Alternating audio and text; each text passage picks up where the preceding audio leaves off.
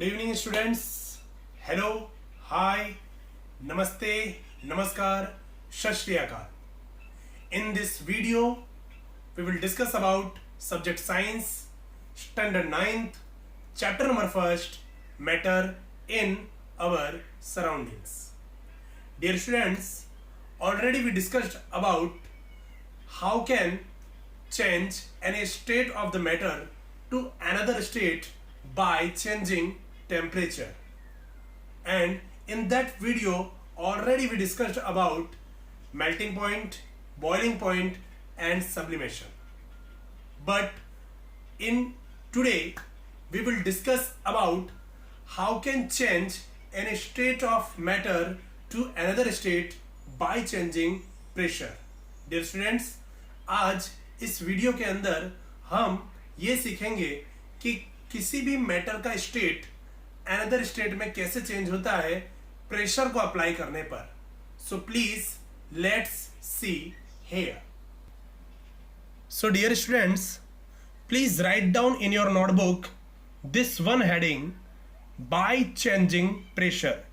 आज इस हेडिंग के अंदर हमें पढ़ना है कि किसी भी मैटर का जो स्टेट है वो प्रेशर को अप्लाई करने पर कैसे चेंज होता है. So first we will write in this one topic, if we compress a gas in a cylinder, the distance between the particles of gas is reduced and finally gas is liquefied. It's means कि जब हम किसी भी cylinder के अंदर अगर gas हम compress करते हैं, इट्स मीन्स उसके ऊपर हम दबाव डालते हैं या प्रेशर डालते हैं, तो क्या होता है, the distance between the particles of gas, मतलब गैस के पार्टिकल्स के बीच का जो डिस्टेंस होता है इज रिड्यूस्ड, मतलब वो कम हो जाता है. और फाइनली क्या होता है कि वो जो गैस है वो किस में चेंज हो जाता है, लिक्विड में चेंज हो जाता है. It's means finally the gas is liquefied, मतलब वो गैस क्या हो जाता है, लिक्विफाइड हो जाता है, मतलब गैस जो है वो लिक्विड में चेंज हो जाता है. मतलब अगर किसी सिलेंडर में आपने अगर गैस को फिल करके रखा है और फिर आप उस गैस के ऊपर दबाव डालते हैं, प्रेशर डालते हैं, तो वो गैस किस में चेंज हो जाएगा, लिक्विड में चेंज हो जाएगा. क्यों चेंज होगा, बिकॉज ऑफ उस गैस के जो पार्टिकल्स के बीच के जो डिस्टेंस काफी दूर दूर थे, अब प्रेशर डालने पर वो काफी नजदीक में आ जाते हैं. So that's why that is change. देखते हैं हम यहां पर कि मान लीजिए कि ये आपका सिलेंडर है और ये ऊपर जो बीच में मिडल में मैंने बनाया है ये आप उस सिलेंडर का पिस्टन है. ठीक है, तो इस गैस के अंदर अगर हमने इस सिलेंडर के अंदर अगर हमने गैस को फिल किया, ये गैस के पार्टिकल्स हैं, गैस को फिल किया है और इस पिस्टन के थ्रू जब हम उसके ऊपर क्या डालते हैं, प्रेशर डालते हैं, कंप्रेस करते हैं, इसको दबाव डालते हैं, तो ये जो गैस के पार्टिकल्स हैं क्या होंगे, धीरे धीरे इनके बीच का डिस्टेंस कम होगा और ये नज़दीक आएंगे और फिर ये गैस क्या हो जाएगा, चेंज होकर लिक्विड बन जाएगा. और फिर भी अगर हम इसको और कंप्रेस करते जाएं तो अगेन ये जो लिक्विड के पार्टिकल्स हैं इनके बीच का डिस्टेंस कम होगा और ये फिर लिक्विड किस में चेंज हो जाएगा, धीरे धीरे सॉलिड में चेंज हो जाएगा.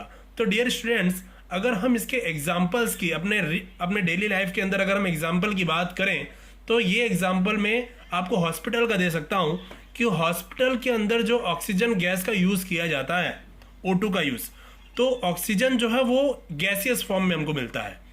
तो वो ऑक्सीजन को पहले किसी सिलेंडर में फिल किया जाता है. अब उसे सिलेंडर में कैसे फिल करेंगे, तो सबसे पहले उस ऑक्सीजन गैस के ऊपर प्रेशर अप्लाई करके उसे लिक्विड फॉर्म में चेंज किया जाएगा और फिर उस लिक्विड ऑक्सीजन जो फॉर्म है उसे सिलेंडर में फिल किया जाता है और फिर उसे हॉस्पिटल में यूज में लाया जाता है. सेकंड एग्जांपल है हमारे पास कि CO2 जो हमको सॉलिड फॉर्म में एक CO2 मिलता है, तो सॉलिड फॉर्म का जो CO2 है वो सॉलिड फॉर्म का CO2 जब हम उसके ऊपर से प्रेशर को कम करेंगे, जब हम उसके ऊपर से प्रेशर को कम करेंगे तो वो जो सॉलिड CO2 है, जो सॉलिड CO2 है वो डायरेक्टली गैस में चेंज हो जाएगा।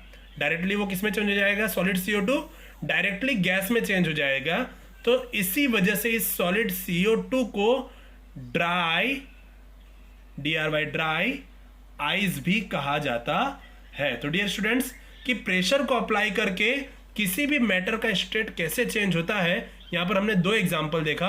पहला देखा कि O2 गैस मतलब ऑक्सीजन गैस को हमने सिलेंडर में भरने के लिए हमने पहले इसके ऊपर प्रेशर अप्लाई किया और फिर इसको हमने किस में चेंज किया? लिक्विड में चेंज किया, और फिर लिक्विड में चेंज करने पर हमने इसे सिलेंडर में फिल किया। सेकेंड एग्जाम्पल हमने यहां पर देखा कि जो सॉलिड CO2 है, जिसको ड्राई आइस भी कहा जाता है, इस सॉलिड CO2 के ऊपर से हमने प्रेशर को कम किया।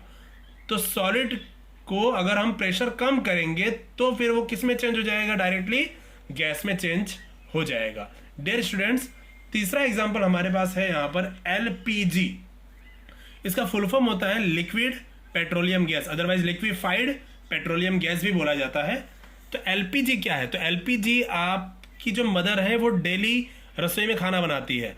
आप रसोई के अंदर जो गैस यूज करते हैं, जो सिलेंडर गैस का यूज करते हैं, तो सिलेंडर के अंदर जो गैस भरा जाता है वो LPG गैस ही होता है, liquefied petroleum gas, otherwise liquid petroleum gas. तो वो सिलेंडर में कैसे भरा जाता है? तो पहले उस गैस को प्रेशर अप्लाई करके लिक्विड में क्या किया जाता है? चेंज किया जाता है, और फिर लिक्विड में चेंज करने के बाद उसे सिलेंडर के अंदर फिल कर दिया जाता है।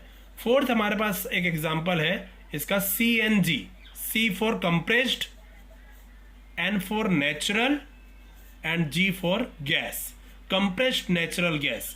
तो ये जो CNG है ये आजकल पेट्रोल की जगह पर व्हीकल्स में यूज किया जाता है, और ये भी स्टार्टिंग में गैसियस फॉर्म में होता है, बट कंप्रेस करके मींस प्रेशर अप्लाई करके इसे गैसियस फॉर्म में लिक्विड फॉर्म में कन्वर्ट कर दिया जाता है, और एज अ फ्यूल इसे व्हीकल्स में भर दिया जाता है। चूंकि ये नेचुरली इन्वायरमेंट को पॉल्यूट नहीं करता है, ये पॉल्यूशन फ्री होता है, सो दैट्स वाई आजकल पेट्रोल की जगह पे व्हीकल्स में CNG का यूज जो है वो ज्यादा बढ़ गया है। तो डियर स्टूडेंट्स, इस तरीके से हमने बाय चेंजिंग प्रेशर मतलब प्रेशर को चेंज करके किसी भी मैटर के स्टेट को कैसे चेंज किया जाता है वो हमने अभी यहां पर सीखा। So dear students, now we will discuss about our next topic and that is evaporation. Already हमने कुछ फिनोमिना के बारे में अपने लास्ट वीडियो में पढ़ा था, like melting point, boiling point and sublimation. But आज हम हमारा नेक्स्ट फिनोमिना मतलब नेक्स्ट टॉपिक पढ़ेंगे एंड दैट इज इवेपोरेशन। तो इवेपोरेशन क्या होता है उसके बारे में हम यहाँ पर डिस्कस करते हैं। So please let's see here. So dear students, please write down in your notebook this one heading and this is evaporation. So first we will see about what is evaporation. It is a surface phenomena in which liquid changes into vapors at any temperature below its boiling point is called evaporation. तो evaporation क्या है, तो इसको मैं explain करता हूं कि एक सरफेस फिनोमिना है। फिनोमिना मतलब घटना, ये सरफेस मतलब सतह। तो ये किसके सरफेस पे होने वाली घटना है? लिक्विड के सरफेस पे होने वाली घटना है, लिक्विड के सरफेस पे होने वाली फिनोमिना है, जिसमें लिक्विड जो है वो चेंज होकर किस फॉर्म में बदल जाता है? वेपर के फॉर्म में बदल जाता है। कब? At any temperature below it's boiling point. उस लिक्विड के बॉइलिंग पॉइंट से बिलो मतलब उससे कम किसी भी टेम्परेचर पर जब लिक्विड वेपर में चेंज हो जाए तो इस प्रकार का जो फिनोमिना है वह इवेपोरेशन कहलाता है। इट्स मींस, अगर मैं सिंपल लैंग्वेज में आपको समझाऊं तो लिक्विड अपने बॉइलिंग पॉइंट के से कम किसी भी टेम्परेचर में वेपर फॉर्म में अगर चेंज हो जाए तो इस घटना को, इस इंसिडेंट को, इस फिनोमिना को इवेपोरेशन कहा जाता है। फॉर एग्जाम्पल, जैसे कि आप यहां पर देख लीजिए कि we have if one glass and we will put some water in this one glass. अगर हमारे पास एक ग्लास है और हमने इसके अंदर कुछ वाटर को फिल कर दिया है और हमने जितना वाटर फिल किया वहां पर पेंसिल से हमने इंडिकेट कर दिया कि हमने मान लीजिए कि यहां तक वाटर को फिल किया है, और 2 से 3 दिन के बाद आप देखिए, और इस वाटर के ग्लास को आप क्या करिए, सनलाइट में रख दीजिए, सूर्य प्रकाश में। 2 से 3 दिन के बाद आप इसे चेक करिए कि इसमें क्या चेंजेस आता है। 2 से 3 दिन के बाद आप देखेंगे कि ये जो वाटर का लेवल जो आपने इंडिकेट किया था, अब वाटर यहां से घटकर कुछ यहां तक आ गया है या इससे भी थोड़ा कम हो गया है। तो वो बचा हुआ जो वाटर है वो कहां चला गया? तो जो बचा हुआ वाटर है वो एटमॉस्फेयर में चला गया। वो कहां चला गया? एटमॉस्फेयर में चला गया, बिना वाटर के बॉईल हुए। मतलब इसीलिए मैंने यहां पर कहा कि वाटर अपने बॉइलिंग पॉइंट से कम किसी भी टेम्परेचर पर क्या हो जाएगा? वेपर फॉर्म में चेंज हो जाए, तो यही घटना जो है वो इवेपोरेशन कहलाती है। तो यहां पर ग्लास का जो वाटर है वो बिना बॉईल हुए, मतलब बॉइलिंग तो हुआ नहीं था यहां पर, फिर भी उससे कम, बॉइलिंग पॉइंट से कम वो टेम्परेचर पे क्या हो गया? वेपर फॉर्म में चेंज होकर वो एटमॉस्फेयर में भाप के रूप में मिल गया। तो इस प्रकार की जो घटना है वो इवेपोरेशन कहलाती है। याद रखिएगा डियर स्टूडेंट्स कि वाटर का जो बॉइलिंग पॉइंट होता है वो 100 डिग्री सेल्सियस होता है। मतलब 100 डिग्री सेल्सियस पे जो वाटर है वो बॉईल करना शुरू हो जाता है, और यहाँ पर वाटर बॉईल नहीं कर रहा है, वो बिना बॉईल किए, मतलब उतना उसको हम टेम्परेचर दे ही नहीं रहे हैं कि वो बॉईल हो पाए। तो अपने बॉइलिंग पॉइंट से कम टेम्परेचर पर ही वो क्या होने लगा? वेपर फॉर्म में चेंज होने लगा। और ये लिक्विड जो कि वेपर फॉर्म में चेंज हो रहा है, इसी फिनोमिना को कहा जाता है evaporation. Now we will discuss about how many factors are affecting evaporation. मतलब factor, we will write down this one heading, factors affecting evaporation. Evaporation को कौन कौन से फैक्टर्स अफेक्ट करते हैं? हम यहां पर देखेंगे कि 4 फैक्टर्स जो है वो इवेपोरेशन को अफेक्ट करते हैं। तो first is exposed surface area, second is temperature, third is humidity and fourth is wind. तो how can surface area is affecting evaporation? Surface area evaporation को कैसे अफेक्ट करता है? तो हम यहां पर एक एग्जांपल के तौर पे लेते हैं कि मान लीजिए मेरे पास कोई कप है, ठीक है, मान लीजिए कि मेरे पास कोई कप है और यहां पर मेरे पास एक प्लेट है, ठीक है। अगर मैं इसके अंदर 100 ml वाटर डालूं, 100 ml वाटर इस कप के अंदर, और इस प्लेट के अंदर भी मैं 100 ml वाटर डालूं, और इन दोनों को ही मैं सनलाइट में ले जाकर रख देता हूं, सूर्य प्रकाश में, तो दोनों में से सबसे जल्दी किसके अंदर का पानी इवेपोरेट होगा? कप का या प्लेट का? तो हम देखेंगे कि प्लेट के अंदर का 100 ml का जो वाटर है वो जल्दी जल्दी इवेपोरेट होने लगेगा। तो इस तरीके से हम कह सकते हैं कि किसी भी सब्सटेंस का सरफेस एरिया जितना ज़्यादा होगा, देखिए यहाँ का सरफेस एरिया कम है और इस प्लेट का सरफेस एरिया ज़्यादा है, तो किसी भी सब्सटेंस का अगर सरफेस एरिया ज़्यादा होगा तो वहाँ पर इवेपोरेशन का जो प्रोसेस होगा वो ज़्यादा होगा, और अगर सरफेस एरिया कम होगा तो इवेपोरेशन का प्रोसेस कम होगा। अब हम सेकंड देखते हैं एग्जांपल हमारा, कि सेकंड जो थिंग है वो कैसे इवेपोरेशन को अफेक्ट करता है, टेम्परेचर। तो टेम्परेचर कैसे अफेक्ट करता है कि मान लीजिए हमारे पास एक ग्लास है, उस ग्लास में मैंने पानी भर दिया है और इस ग्लास को मैं सनलाइट में ले जाके रख देता हूँ। अब हमारे पास जो दूसरा ग्लास है इसके अंदर भी मैंने पानी रखा है, लेकिन मैंने इसको एक फ्रिज के अंदर बंद करके रख दिया। तो सनलाइट का पानी जल्दी इवेपोरेट होगा या फ्रिज का पानी जल्दी इवेपोरेट होगा? साधारण सी बात है कि सनलाइट के पास रखा हुआ जो वाटर का ग्लास है उसके अंदर का जो पानी है वो जल्दी इवेपोरेट होगा, क्योंकि फ्रिज के कंपेयर में सनलाइट का टेम्परेचर ज़्यादा होता है। तो जितना ज़्यादा टेम्परेचर होगा इवेपोरेशन भी उतनी ज़्यादा होगी, और जितना कम टेम्परेचर होगा इवेपोरेशन उतना कम होगा। थर्ड एग्जाम्पल हम देखते हैं ह्यूमिडिटी। तो ह्यूमिडिटी का मतलब क्या होता है कि हमारे एटमॉस्फेयर में वाटर की मात्रा कितनी है, नमी की मात्रा कितनी है, आर्द्रता कितनी है, वह ह्यूमिडिटी कहलाती है। फॉर एग्जाम्पल आपने रेनी डे में देखा होगा, बारिश के मौसम में, कि बारिश के मौसम में जो टेम्परेचर में ह्यूमिडिटी की मात्रा ज़्यादा होती है। इसका मतलब कि एटमॉस्फेयर में, उस समय एटमॉस्फेयर में वाटर के जो ड्रॉपलेट्स होते हैं वो थोड़े थोड़े ज़्यादा होते हैं। तो ह्यूमिडिटी कैसे इवेपोरेशन को अफेक्ट करती है, हमारा ये टॉपिक है कि ह्यूमिडिटी जो है, आपने अक्सर समर के टाइम पे देखा होगा इंडिया में जो समर सीज़न होता है, तो मैक्सिमम जो मई और जून का जो महीना होता है उसमें आपने देखा होगा गर्मी बहुत ज़्यादा होती है। लेकिन गर्मी जब ज़्यादा होती है तो समर के टाइम पे हवा जो है वो बहुत ज़्यादा चलती रहती है। तो आपने देखा है कि मई और जून के महीने में आपका जो स्वेट है, मतलब आपका जो पसीना है, वो ज़्यादा जल्दी सूख जाता है। लेकिन अगर इसी के कंपेयर में रेनी डे की बात करूँ, बारिश के मौसम की बात करूँ, तो अप्रॉक्सीमेटली समर में जितना टेम्परेचर होता है, अप्रॉक्सीमेटली लगभग रेनी डे में थोड़ा सा उतना ही टेम्परेचर होता है।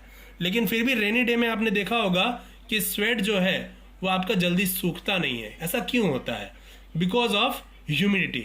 समर के महीने में ह्यूमिडिटी ज़्यादा नहीं होती है, लेकिन रेनी का जो मौसम होता है, समर के मौसम में ह्यूमिडिटी की मात्रा एटमॉस्फेयर में ज़्यादा नहीं होती। लेकिन रेनी सीजन में एटमॉस्फेयर में जो ह्यूमिडिटी है उसकी मात्रा ज़्यादा होती है। तो ह्यूमिडिटी की मात्रा जितनी ज़्यादा होगी, इवेपोरेशन उतना कम होगा। मतलब यहाँ पर स्वीट का, आपके पसीने का इवेपोरेशन कम हो रहा है, मतलब सूख नहीं रहा है। लेकिन समर के महीने में ह्यूमिडिटी कम है, इस वजह से आपका जो स्वेट है, आपका जो पसीना है, वो जल्दी इवेपोरेट हो रहा है, मतलब जल्दी सूख रहा है। हमारा जो फोर्थ जो टॉपिक है वो है विंड, कि विंड जो है वो इवेपोरेशन को कैसे अफेक्ट करता है। तो विंड का मतलब होता है बहती हुई हवा, तेज चलने वाली हवा। तो अक्सर आपने देखा होगा कि जब आपकी मम्मी कपड़े धोती है और जब उसे सुखाने के लिए रखती है, तो जब विंड ज़्यादा होगी तो इवेपोरेशन ज़्यादा होगा। मतलब जब विंड ज़्यादा चलेगी तो कपड़े जल्दी सूखेंगे, उसके ऊपर का जो पानी है, उसके अंदर का जो पानी है, वो जल्दी इवेपोरेट होगा, जल्दी सूखेगा। और जब विंड कम चलेगी तब कपड़े का जो पानी है वो कम इवेपोरेट होगा, मतलब जल्दी सूखेगा नहीं। तो इस प्रकार से विंड भी जो है वो इवेपोरेशन को अफेक्ट करती है। डियर स्टूडेंट्स, हमने इस तरीके से ये चारों फैक्टर्स देखे कि how can they are affecting evaporation. Now we will discuss our next topic and that is evaporation always causes cooling. Evaporation की वजह से हमेशा कूलिंग हम फील करते हैं, हमेशा ठंडक महसूस करते हैं। हाउ, कैसे? तो let's see here, the cooling caused by evaporation is based on the fact, you will see in our next page, that when a liquid evaporates, takes latent heat of vaporization from surroundings, which on losing heat gets cool. Dear students, evaporation की वजह से, evaporates की वजह से हम cooling कैसे अनुभव करते हैं। तो याद रखिएगा कि जब भी कोई लिक्विड को अगर हम किसी सरफेस के ऊपर डालते हैं, जैसे कि मान लीजिए कि हमारा ये पाम है, हमारी ये हथेली है, और हमने इस हथेली के ऊपर फॉर एग्जाम्पल एसीटोन को डाला। Acetone is a one type of a chemical substance and that is available in a laboratory, science laboratory. मान लीजिए कि ये पाम या हथेली के ऊपर हमने एसीटोन को डाला, तो वो एसीटोन जो है वो जल्दी से इवेपोरेट हो जाता है, और जितने भाग में आपने एसीटोन को डाला है उतना भाग आपका कूल हो जाता है, ठंडा, आपको ठंडक महसूस लगने लगेगा। ऐसा क्यों होता है? ऐसा इसलिए होता है कि जब हम इस एसीटोन, जो ये लिक्विड है, जब हमने इसे हथेली के ऊपर डाला, तो ये एसीटोन इतने भाग की गर्मी को क्या कर लेता है? सोख लेता है, मतलब एब्जॉर्ब कर लेता है। और वो लिक्विड जो है, जो एसीटोन लिक्विड है, जब इतने भाग की गर्मी को सोख लेता है, तो वही लिक्विड किस में चेंज हो जाता है? वेपर में चेंज होकर उड़ जाता है। और इतने भाग की गर्मी जो स्टार्टिंग में जो गर्म था, वो अब हमें ठंडा महसूस होने लगता है। डियर स्टूडेंट्स, हम सेकंड एग्जांपल लेते हैं कि मान लीजिए आप इतने ही भाग में पेट्रोल को डालिए। तो पेट्रोल भी आपने जब देखा होगा कि जब आपकी स्किन के ऊपर पेट्रोल गिरती है तो जल्दी से वो इवेपोरेट हो जाता है और उतने भाग में आपको ठंडक महसूस होने लगता है। तो अगर आप इतने ही भाग में पेट्रोल को डालोगे तो पेट्रोल भी इतने भाग की गर्मी को एब्जॉर्ब कर लेगा और वो पेट्रोल उड़ जाएगा, मतलब वेपर फॉर्म में, जो स्टार्टिंग में लिक्विड फॉर्म में था पेट्रोल, वो वेपर फॉर्म में चेंज हो जाएगा और इतना भाग आपका ठंडा महसूस होने लगेगा। तो इवेपोरेट की वजह से इस प्रकार से हमको कूलिंग का इफेक्ट लगता है, कूलिंग हमको महसूस होती है। अब साधारण तौर पे आपने देखा होगा कि एसीटोन तो आपके घर में अवेलेबल होगा नहीं, क्योंकि ये साइंस लेबोरेटरी में यूज़ किया जाता है, और पेट्रोल जो है वो आपके लिए सही नहीं है, क्योंकि ये नुकसान होता है, इसका बहुत सारा नुकसान आपने देखा होगा, पेट्रोल से आपको नुकसान भी पहुंच सकता है। तो एसीटोन और पेट्रोल इसका आप यूज़ मत करिएगा। अगर आपको इसका प्रैक्टिकल करना ही है तो आप अपने घर में पैन का यूज़ कर सकते हैं। पैन मतलब जो तवा जिस पर आपकी मम्मी रोटी वगैरह सेकती है, बनाती है, अगर आप उस पैन का यूज़ करें तो वो पैन पहले आप गैस पे रख दीजिए और कुछ टाइम के लिए गैस को ऑन कर दीजिए। उस पैन को थोड़े टाइम तक गर्म होने दीजिए और फिर उस गैस को ऑफ कर दीजिए, और थोड़ी सी पानी की मात्रा आप उस पैन के ऊपर डाल दीजिए। तो आप क्या महसूस करेंगे कि तुरंत ही वो जो लिक्विड जो आपने वाटर उसके अंदर डाला वो जल्दी से क्या हो गया, इवेपोरेट हो गया, और जितने पैन के जितने भाग पर आपने लिक्विड को डाला था उतना भाग आपका ठंडा हो गया है। ऐसा क्यों हुआ? क्योंकि जो वाटर आपने इस पैन के अंदर डाला तो इस वाटर ने आज उसके सराउंडिंग से हीट को एब्जॉर्ब कर लिया, सोख लिया, और एब्जॉर्ब करके ये वाटर किस में चेंज हो गया, वेपर में चेंज हो गया, क्योंकि इसने इस हीट का यूज किस में किया, अपने स्टेट को चेंज करने में किया, वेपर में कन्वर्ट होने के लिए किया, और इतनी जगह को उसने क्या कर दिया, ठंडा कर दिया। तो इस प्रकार से इवेपोरेशन के थ्रू हम कूलिंग का अफेक्ट करते हैं।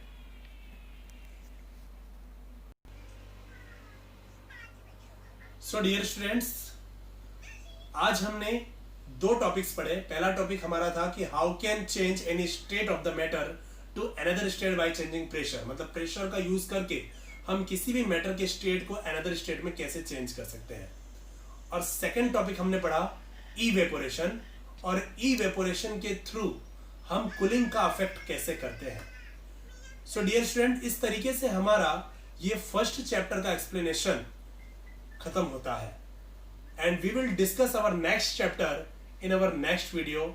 So please stay your home, be safe, be healthy. Thank you so much.